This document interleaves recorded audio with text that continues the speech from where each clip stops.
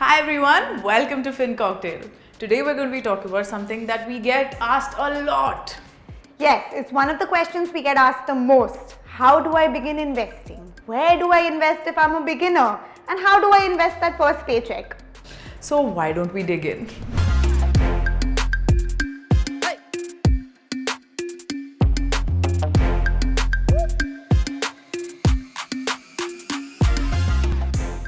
Great. So before we get started with today's conversation, let's recap. Before you make that first investment, there are a few things that you need to have in place. Primarily, your emergency fund and your medical and life insurances. And if you're wondering how to begin these, make sure to watch our previous videos. And while you're at it, hit the like, share and subscribe button so you're updated. So let's take this one step at a time.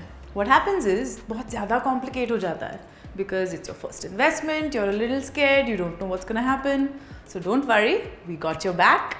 And what I'm going to do right now is highlight the first 6 things you need to keep in mind. So let's begin. Step number 1, set your financial goals. Well, if you don't know how to do that, I have to say this now. You have to check out our previous videos on setting financial goals. Step number 2, you have to figure out realistically how much money you can set aside every single month. Now this is not just for saving, it's for investments, right? Because we're talking about your first investment. Step number 3, assess how much risk you are willing to take with this amount that you're ready to invest every single month. Step number 4 is how long are you willing to invest this money for? Is it short term? Is it medium term, long term? When will you require this money? Step number 5 is studying your options. There are a gazillion investment options out there, but which ones suit all these things that you've already laid out? And finally, step number 6, begin investing. Okay, so I know that this is too much information in too little time. So let me break this down for you. Investing begins with first setting your financial goals. Once you know what your financial goals are, then you can take investment decisions in accordance to those goals. And your investment journey then becomes a step-by-step process towards achieving those goals rather than doing it haphazardly. So the next step is figuring out how much realistically you can set aside for this investment. Now this doesn't need to be your overall ability to save. You can start with as little as 1,000, 2,000.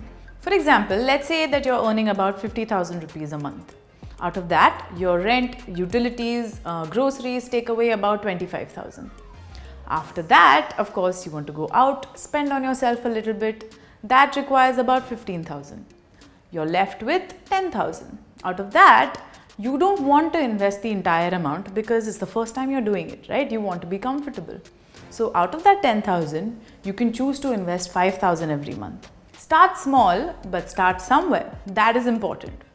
So you know what? Even if you have 5,000 rupees to set aside, make sure that you do that consistently and make sure that you keep on investing so that you can achieve your financial goals. So once you have set aside a particular amount to invest each month, you need to move ahead. You need to analyze how much risk are you actually willing to take with this. Now this is a very subjective thing and it's very hard to actually analyze how much risk you're willing to take. Loss तो किसी को भी अच्छा नहीं लगता. But it's all a part and parcel of investing. With higher risk comes higher reward. Now if you're wondering how to figure out what your risk appetite is like, think of it this way. If the market were to crash tomorrow, would you be okay letting your money be invested in the market?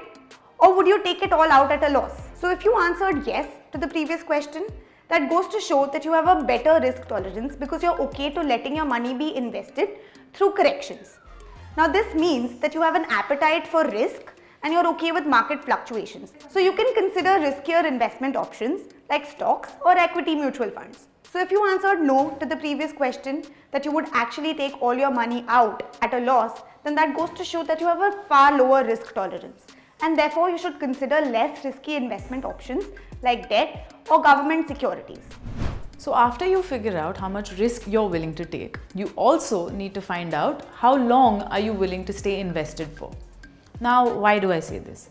Let's say you have a master's degree coming up that you want to enroll for in the next few months or couple of years. Let's say you want to buy a car in the next few years. How about a home purchase in like 5 to 7 years? All these things require you to withdraw from your investments. So you tentatively know how long you can be invested for. You just need to be mindful of these and then pick the right investment opportunity for you. Now, the most important part, study your options. Don't listen to your chacha, mama, friends. Don't even listen to influencers like us. You gotta find the right investment options that fit your goals and your risk appetite. So for example, you're investing for the short term, which means under 1 year, and you have a low risk appetite. Then you can consider investment options like FDs. But if you have a medium risk appetite, you can consider investment options like liquid funds or arbitrage funds. If you're investing for the medium term, say 1 to 3 years, and you have a low risk appetite, you could consider investment options like government bonds. But if you have a little higher risk appetite, you could consider options like corporate bonds or short-term income funds. And if you're investing for the long term and you have a high risk appetite, you could consider options like equities. Whichever product you decide to invest in, make sure that you stick to your plan and stay invested for the duration that you intend to. Now, why do I say this? That's because I want you to gain the optimal returns that the product or category has to offer. If you withdraw early or in haste, you lose out on what the investment has to offer. Okay, so that's about it. Why don't you go over everything that we've said and try to analyze which investments actually fit your portfolio. Once you start investing consistently, only then will you learn with time and you'll be making better decisions for your own portfolio. So that's about it from us today. So आप convince हो गए या हम और बोले?